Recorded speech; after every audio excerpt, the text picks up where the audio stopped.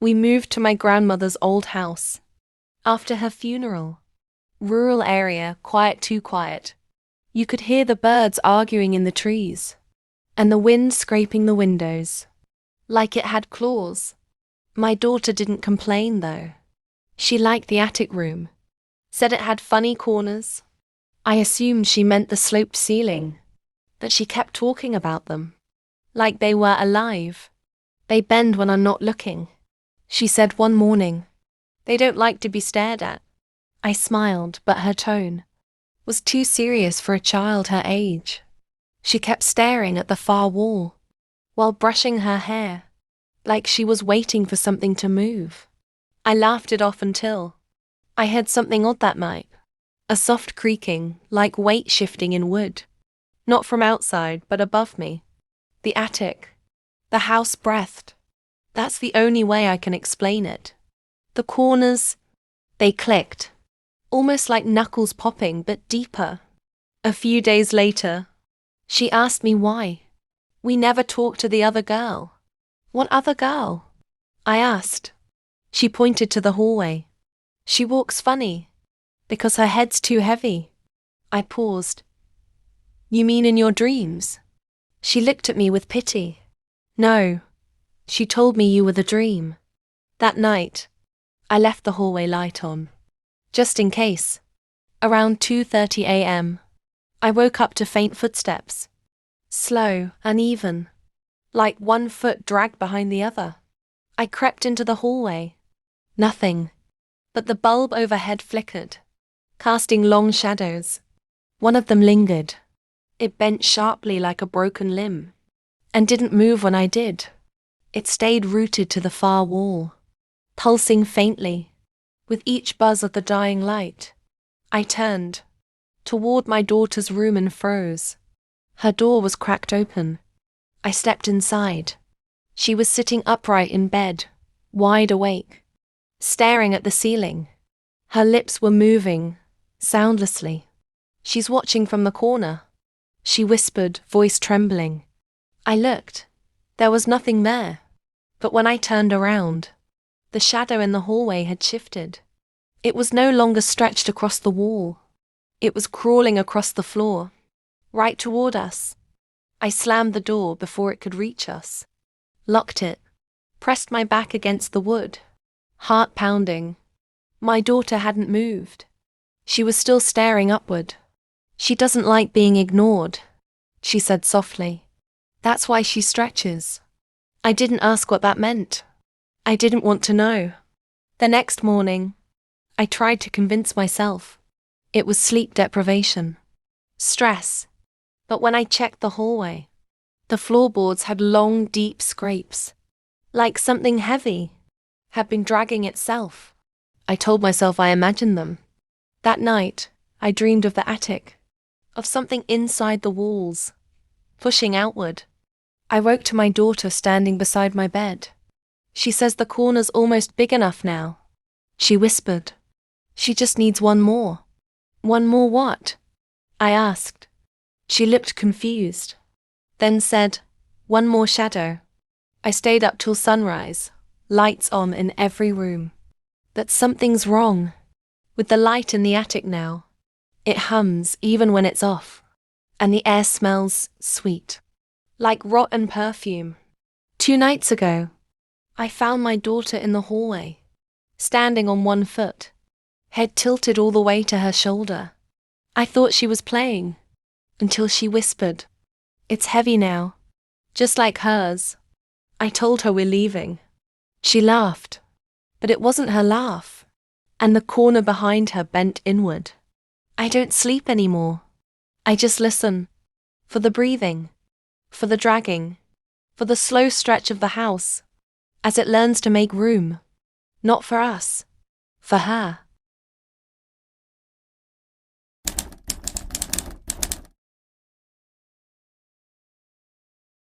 We moved into a high-rise condo last month, 21st floor.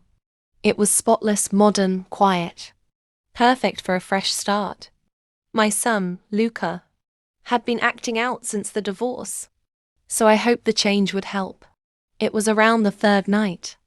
when he started talking about the girl downstairs. She doesn't like the elevator. He told me over cereal. She climbs. I figured it was his imagination. Kids say weird things. But then, at exactly 3:17 a.m., our intercom buzzed. I checked the screen. Static. No one there.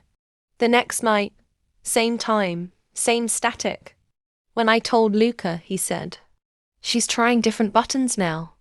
She wants to know if you'll let her in." That night, I turned the intercom off completely. At 3:17 a.m. it buzzed anyway.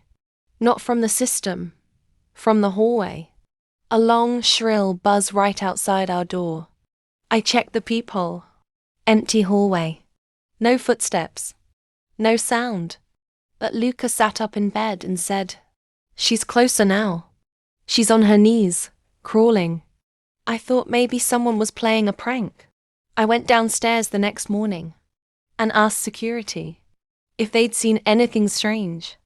The guard hesitated, then said, "Kids on this floor talk about a barefoot girl.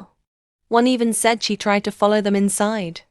I asked to see the CCTV footage for 3:17 a.m. The guard clicked through, fast-forwarded, then stopped. The feed cut out at 3:16. Black screen for 4 minutes. When it resumed, the hallway outside my unit was empty, but the camera angle had slightly changed, like someone had touched it. That night, I barricaded the door. Luca sat cross-legged in the living room, whispering to himself. I asked what he was saying. He replied, "She says you're making her wait too long. She's hungry." That night, I barely slept. At 3:17 a.m., the hallway buzzer rang again. Longer this time, angrier. I didn't move. Didn't breathe. Luca was wide awake too, standing by the door, like he'd been waiting for her. "She's at the handle now," he whispered. "She's smiling." I yanked him away and turned every lock. Wedged the chair under the knob. Still, that buzz rang in my ears. Long after it stopped. The next morning, I emailed the building manager, demanding a check of the system. They said the hallway buzzer shouldn't work. If the intercom was disabled, and the one outside our door, there is no buzzer there. I started leaving the lights on, sleeping in shifts. And every night at 3:17, the buzz came. Never earlier, never later. Luca kept whispering things. "She's at the vent now. She's crawling on the ceiling. She said you should have opened." When she was still polite. 3 nights ago, I woke up to find Luca gone. Panicked. I searched the unit, yelling his name. I found him in the kitchen, standing on the counter, fingers pressed against the ceiling vent. "She's whispering my name now," he said. "She wants me to visit her floor." I screamed at him to get down. He did, but calmly, like I didn't scare him as much as she did. I slept with Luca in my bed after that. But last night the lights flickered out at 3:16. Everything went dead, even my phone. And then came the sound. Not a buzz this time, but a knock. Soft, deliberate. 5 taps. I held Luca tight. His body was cold, but his eyes were wide open.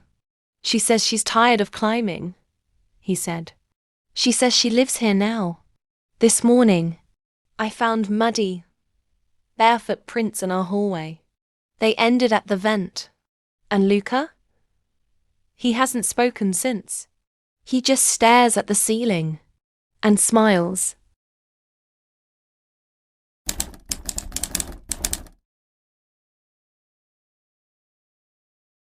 Every Saturday, I take my daughter to the city library while I catch up on grading. It's our little ritual. I sit in the reading lounge. She heads off to the children's area with the beanbags and picture books. It's quiet, safe, and she absolutely loves it. At least she used to. A few weeks ago, around 2 p.m, she wandered back to me, holding this old book.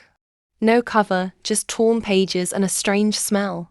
She looked off, not upset, just empty. "I don't like the quiet room," she whispered. I looked at her. "What quiet room?" She pointed toward the back, the one with the green carpet. No windows. The girl showed me the teeth there. I figured she was just playing pretend. Kids make up weird stories all the time. But just to be sure, I asked one of the librarians if there was a separate room in the kids section. She frowned. "Nope, just shelves and open space." Still, I walked over with my daughter. No green carpet, no hidden door, just the same cheery section, with plush animals and fairy tales. But as soon as we stepped in, my daughter burst into tears. "She's behind the shelf," she sobbed. "Please, Mommy, don't let her put her hand in your mouth." I took her home early.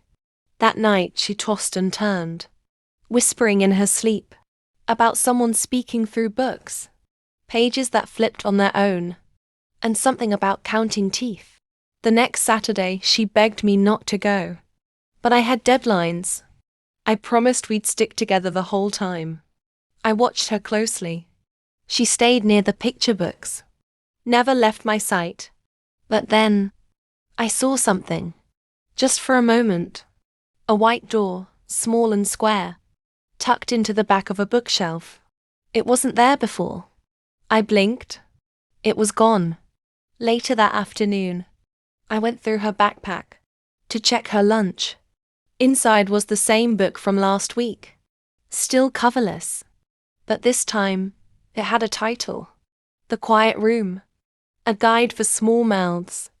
And inside, the pages felt soft, warm, like skin. I burned the book that night. I know how it sounds, but it screamed. I swear it screamed as the fire took the pages. A high, wet shriek. That didn't come from ink or paper. My daughter didn't speak for 2 full days after. And when she finally did, her voice came out cracked and raspy. "The girl says you made her mad." I didn't sleep that night, or the next. By Saturday, I couldn't take it anymore. I went to the library alone. I needed answers. I walked straight to the kids section and searched every shelf, every inch of wall. At first, nothing. Then I pulled a thick hardcover from the bottom row. Behind it was a door, short, maybe 4 feet tall, white with peeling paint, just like I remembered. I don't know what possessed me, but I opened it. A crawl space, lined with green carpet. No lights. The air smelled damp, moldy and metallic, like rust and blood. And then I heard it, a giggle, followed by the furious sound of pages turning. Fast, too fast for hands. I crawled inside, holding up my phone's flashlight. The passage turned sharply, then opened into a small room, cramped, just big enough for a child.